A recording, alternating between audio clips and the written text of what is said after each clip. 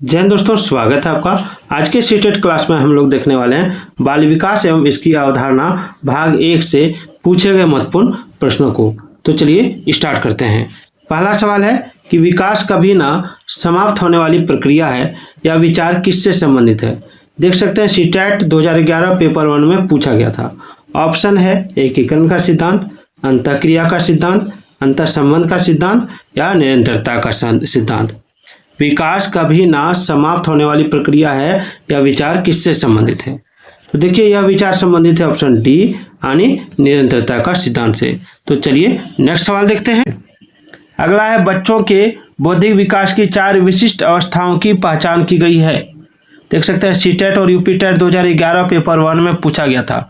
सवाल है बच्चों के बौद्धिक विकास की 4 विशिष्ट अवस्थाओं की पहचान की गई है किसके द्वारा, स्किनर द्वारा, पियाजे द्वारा, कोहलबर्ग द्वारा या एरिक्सन द्वारा। तो देखिए इसका आंसर होगा ऑप्शन बी कोहलबर्ग के द्वारा। चलिए अगला है सीखने के अंतर्दृष्टि सिद्धांत को किसने बढ़ावा दिया। सीखने के अंतर्दृष्टि सिद्धांत को किसने बढ़ावा दिया।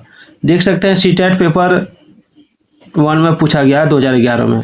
ऑप्शन है जीन पियाजे, वायुगोत्स्की, गेस्टाल्ट सिद्धांतवादी या पेवलोव। तो देखिए इसका राइट आंसर होगा आपका ऑप्शन सी गेस्टाल्ट सिद्धांतवादी। ठीक है, आगे है वह कौन सा स्थान है जहां बच्चे के संज्ञानात्मक विकास को बेहतर तरीके से परिभाषित किया जा सकता है। ऑप्शन है सभागार, घर, खेल का मैदान या विद्यालय एवं कक्षा पर्यावरण। तो देखिए बच्चों का जो संज्ञानात्मक विकास है उसको सबसे बेहतर तरीके से परिभाषित करने के लिए विद्यालय एवं कक्षा का पर्यावरण आवश्यक है, यानी ऑप्शन डी हो जाएगा विद्यालय एवं कक्षा का पर्यावरण।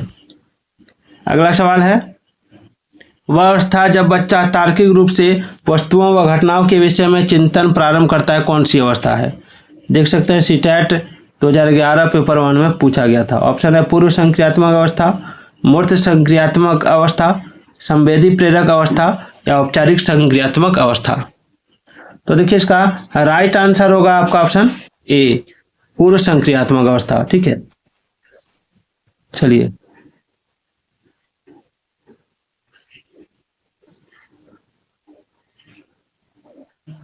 पांच नंबर देखिए पियाजे के अनुसार निम्नलिखित में से कौन सी अवस्था में बच्चा अमूर्त संकल्पनाओं के विषय में तार्किक चिंतन आरंभ करता है।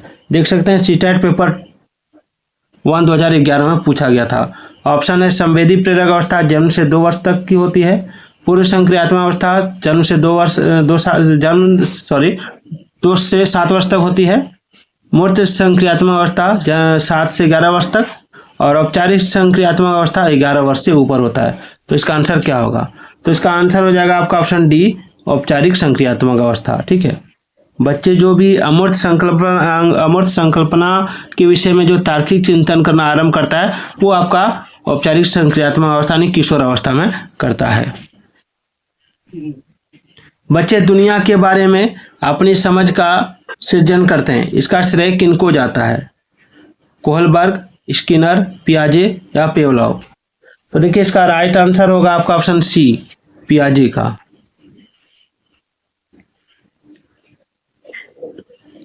उसके बाद है कि 1 मिनट मानव विकास कुछ विशेष सिद्धांतों पर आधारित है, तो निम्नलिखित में से कौन सा मानव विकास का सिद्धांत नहीं है। ये सवाल यहाँ होना चाहिए था। ठीक है ना, आप लोग मैनेज कर लीजिएगा। सवाल है कि मानव विकास कुछ विशेष सिद्धांतों पर आधारित है, तो निम्नलिखित में से कौन सा मानव विकास का सिद्धांत नहीं है। तो देखिए निरंतरता, अनुक्रमिकता और समान से विशिष्ट और ये सिद्धांत है, लेकिन प्रतिवर्ती ये इसका सिद्धांत नहीं है। देख सकते हैं पेपर 2 में पूछा गया सवाल है। चलिए आगे बढ़ते हैं। अगला आनुवांशिकता को डैश सामाजिक संरचना माना जाता है। आनुवांशिकता को डैश सामाजिक संरचना माना जाता है। देखिए पेपर 2 में पूछा गया, यहाँ पर 11 लिखा गया, पेपर 2 है ये। ठीक है, पेपर 2 में पूछा गया। ऑप्शन है स्थिर, प्राथमिक, गौण या गत्यात्मक। तो देखिए इसका आंसर होगा ऑप्शन ए स्थिर। ठीक है, अगला है पियाजे के अनुसार विकास की पहली अवस्था जन्म से लगभग 2 वर्ष आयु तक के दौरान बच्चा सबसे बेहतर सीखता किसका प्रयोग, भाषा के नए अर्जित ज्ञान के अनुप्रयोग द्वारा, इंद्रियों के प्रयोग द्वारा, निष्क्रिय यानी न्यूट्रल शब्दों को समझने के द्वारा, या अमूर्त तरीके से चिंतन द्वारा। तो इसमें आंसर होगा ऑप्शन बी, इंद्रियों के प्रयोग द्वारा। सीटेट पेपर 2 में पूछा गया सवाल है। चलिए 11 नंबर सवाल है कि अवधारणाओं का विकास मुख्य रूप से डैश का हिस्सा है।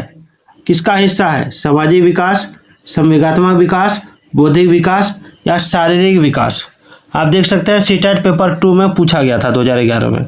तो देखिए अवधारणाओं का जो विकास है ये बौद्धिक विकास का एक हिस्सा है। ठीक है, बौद्धिक विकास, यानी option C is the right answer. अगला सवाल देखिए, बच्चे के उचित विकास को सुनिश्चित करने के लिए उसका स्वस्थ शारीरिक विकास एक महत्वपूर्ण पूर्व आवश्यकता है। यह कथन क्या है? सही है या गलत है? तो देखिए इसका आंसर होगा ऑप्शन ए, सही है, क्योंकि शारीरिक विकास विकास के अन्य पक्षों के साथ अंतः संबंधित है। चलिए, खिलौनों की आयु कहा जाता है किसको? खिलौनों की आयु किसको कहा जाता है? पूर्व बाल्यावस्था को, उत्तर बाल्यावस्था को, शिशुवावस्था को, या इनमें से सभी? तो देखिए खिलौनों की आयु कहा जाता है ऑप्शन ए, पूर्व बाल्यावस्था को। ठीक है, अगला है निम्न में से कौन सी पूर्व बाल्यावस्था की विशेषता नहीं है? तो देखिए पूर्व बाल्यावस्था की विशेषता इसमें कौन सी नहीं है? दल समूह में रहने की अवस्था ये है इसकी विशेषता, अनुकरण करने की अवस्था ये भी इसकी विशेषता है, प्रश्न करने की अवस्था ये भी इसकी विशेषता है, खेलने की अवस्था ये इसकी विशेषता नहीं है। 15 नंबर है, उत्तर बाल्यावस्था में बालक भौतिक वस्तुओं के किस आवश्यक तत्व में परिवर्तन समझने लगते हैं? द्रव्यमान और संख्या या द्रव्यमान, संख्या और क्षेत्र? तो इसका राइट आंसर होगा ऑप्शन डी, द्रव्यमान, संख्या और क्षेत्र। 16 नंबर है, विकास का अर्थ क्या है? विकास का अर्थ क्या है?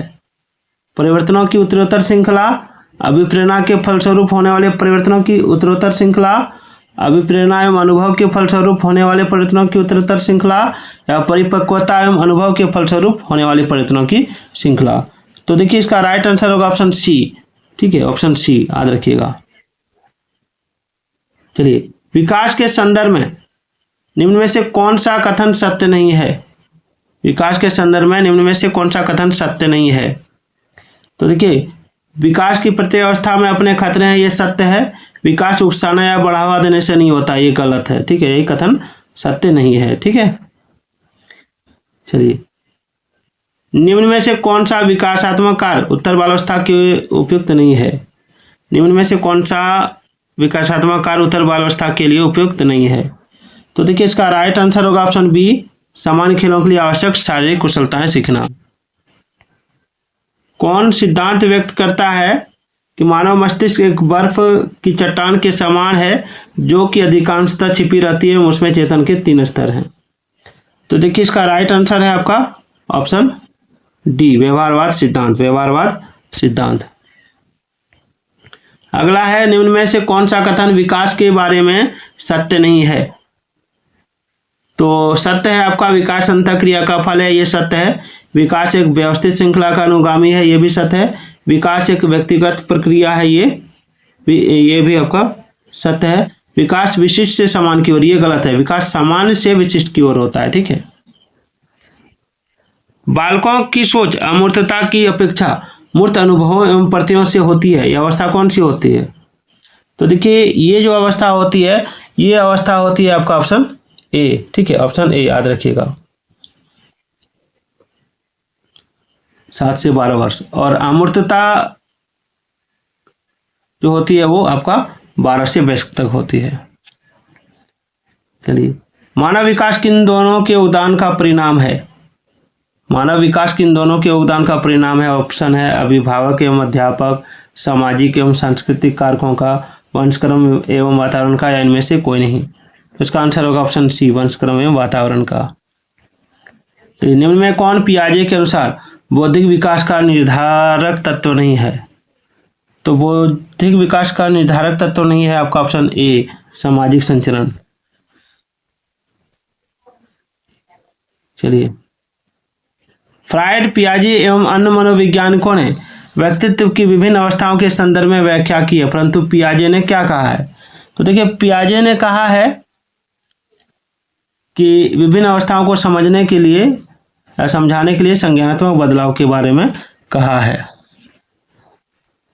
चलिए आगे बढ़ते हैं।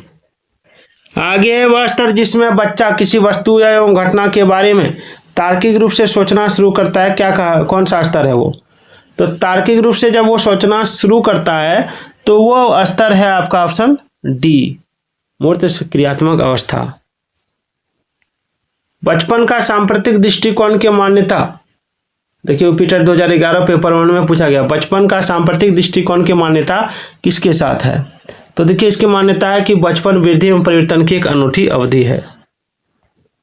मानवीय मूल्यों जो प्रकृति में सार्वत्रिक है, ठीक है, के विकास का अर्थ क्या है? यूपीटेट पेपर 2 में पूछा गया था। तो देखिए इसका राइट आंसर होगा आपका ऑप्शन बी, अंगीकरण। चलिए, निम्न में से किस स्तर में बच्चे अपने समकक्षी वर्ग के सक्रिय सदस्य बनते हैं? ये भी आप देख सकते हैं यूपीटेट 2011 पेपर 2 में पूछा गया था। तो देखिए इसका राइट आंसर होगा आपका ऑप्शन ए, किशोर अवस्था। चलिए, बाल विकास की परिभाषा का अध्ययन क्षेत्र कौन सा है? तो देखिए बाल विकास की परिभाषा का अध्ययन क्षेत्र है आपका ऑप्शन डी, किसी बच्चे का संज्ञानात्मक, सामाजिक तथा दूसरे सामर्थ्यों का क्रमिक विकास के लिए उत्तरदायी होगा। पियाजे के अनुसार संज्ञानात्मक बाल विकास की कितनी अवस्थाएं हैं? तो देखिए इसका राइट आंसर होगा आपका ऑप्शन बी, 4 अवस्थाएं। लॉरेंस कोहलबर्ग विकास के क्षेत्र में शोध के लिए जाने जाते हैं। तो देखिए इसका राइट आंसर होगा ऑप्शन सी, ये वाला होगा, नैतिक विकास। ठीक है। पियाजे के अनुसार बच्चा अमूर्त स्तर पर चिंतन, बौद्धिक क्रिया और समस्या समाधान किस अवस्था में करने लगता है? तो अमूर्त स्तर पर करता है तो वो होता है आपका औपचारिक संक्रियात्मक अवस्था, 11 से 16 वर्ष की अवस्था में। चलिए आगे बढ़ते हैं। आगे बीइंग व हंट जो है, ठीक है, बीइंग व हंट के अनुसार डैश की विशेषताओं को सर्वोत्तम रूप से व्यक्त करने वाला एक शब्द है परिवर्तन। तो परिवर्तन शारीरिक, सामाजिक और मनोवैज्ञानिक होता है, किसके लिए? तो ये होता है आपका ऑप्शन सी, किशोर अवस्था के लिए। चलिए, एक 13 वर्षीय बालक बात बात में अपने बड़ों से झगड़ा करने लगता है और हमेशा स्वयं को सही साबित करने की कोशिश करते हैं, तो वह विकास के किस अवस्था में है? तो ये आपका हो जाएगा ऑप्शन बी, किशोरावस्था में। चलिए आगे बढ़ते हैं। आगे शिक्षा मनुष्य में अंतर्निहित क्षमता का परिपूर्णता में विकास करते हैं, यह कथन किसका है? तो देखिए यह जो कथन है, ये कथन है आपका ऑप्शन ए, स्वामी विवेकानंद का। चलिए अंतिम सवाल है, बालक के शारीरिक व क्रियात्मक विकास की दिशा कैसे होती है? तो ये दिशा होती है सिर से पैर तक, शरीर के मध्य से बाहर की ओर। वीडियो कैसी लगी कमेंट जरूर कीजिएगा।